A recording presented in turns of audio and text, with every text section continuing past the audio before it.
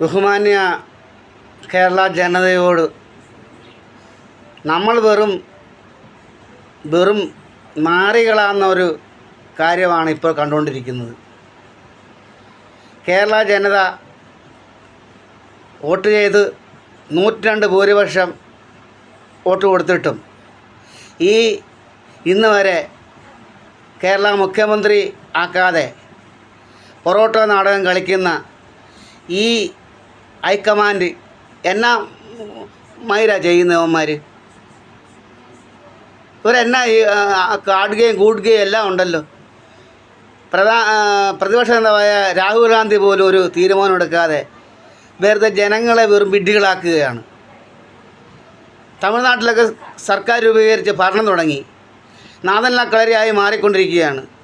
School കുട്ടികൾക്ക് പുസ്തകം പോലും അടിക്കാതെ സ്കൂൾ കുട്ടികളെ വെറും തെരുവിലിറക്കുന്ന ഒരു പരിപാടി ഇപ്പോൾ ഇണങ്ങിക്കൊണ്ടിരിക്കുന്നത്. ഇവനൊക്കെ ഇപ്പോൾ പൊറോട്ട നാടകം കളിക്കുകയാണ് നമ്മുടെ മുമ്പിൽ.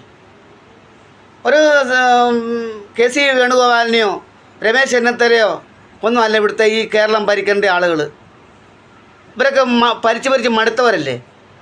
വി ഡി സതീശനെ മുഖ്യമന്ത്രി ആയിക്കൊണ്ട് ഒരു തീരുമാനം പറയാതെ ഇപ്പം തരാം ഈ അറവുശാലയിലേക്ക് ഈ പച്ചില കാട്ടി ആടുകളെ കൊണ്ടുപോകുന്ന പ്രവണതയല്ലേ ഇപ്പം ഉണ്ടായിക്കൊണ്ടിരിക്കുന്നത്. കേരള ജനത വെറും മണ്ടന്മാരല്ല എന്ന് ഓർക്കുക. എങ്ങനെങ്കിലും ഒന്ന് നല്ലൊരു ഭരണം കാഴ്ചവെക്കട്ടെ എന്ന് കണക്ക് കൂട്ടി ഈ കേരള ജനത ഒന്നടങ്കം രാഷ്ട്രീയ ഭേദമന്യേ BJPക്കാരനും കോൺഗ്രസ്സുകാരനും കമ്മ്യൂണിസ്റ്റുകാരനും വോട്ട് ചെയ്ത് എല്ലാവരും വോട്ട് ചെയ്ത് അങ്ങനെ 102 സീറ്റ് ഇവിടെ കിട്ടിയത്. ഇന്ന് വരെ ഇതിന് തീരുമാനമാകാതെ വെറും നാണം കെട്ട നാടകം കളിക്കുന്ന ഈ ഹൈക്കമാൻഡ് എന്നാ ഹൈക്കമാൻഡാ ഇവിടെ. ഇതുവരെ ഒരു തീരുമാനമാകാതെ ഇപ്പം കാണിക്കാന്ന് പറഞ്ഞിട്ട് എന്ത് കാണിക്കാനാ? ഭൂരിപക്ഷം ജനങ്ങൾ വി ഡി സതീശൻ്റെ കൂടെ കേരള ജനത നിൽക്കുന്നത്.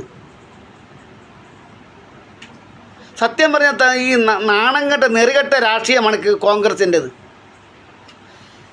ചടലപ്പിണക്കങ്ങൾ കാരണം ഈ ഉള്ള വോട്ടുകൂടെ ഇല്ലാതാകുന്ന ഒരു രീതിയാണ് ഉണ്ടായിക്കൊണ്ടിരിക്കുന്നത്.